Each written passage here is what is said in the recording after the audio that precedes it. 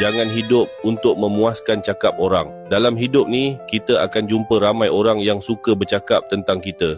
Yang kata kita tak akan berjaya, yang kata kita buang masa, yang tak percaya pun kita mampu ubah hidup sendiri. Kalau kita hidup ikut cakap semua orang, sampai bila kita nak ke depan, orang akan sentiasa ada pendapat. Tapi yang kena tanggung hidup ni bukan mereka, kita. Sebab tu saya selalu ingatkan diri saya, jangan biarkan hidup saya ditentukan oleh mulut orang. Kalau saya gagal, biarlah itu kegagalan yang saya pilih sendiri, bukan sebab saya ikut jalan orang lain. Kita tak perlukan semua orang percaya pada kita. Cukup ada satu, diri sendiri. Bila kita percaya pada diri, kita akan mula buat pilihan yang kita tahu boleh bawa perubahan.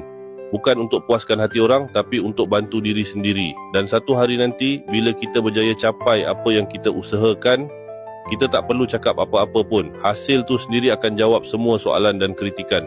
Orang boleh kata macam-macam, tapi hasil tak pernah menipu. Buat diam-diam, sampai diam tu buat semua orang terdiam.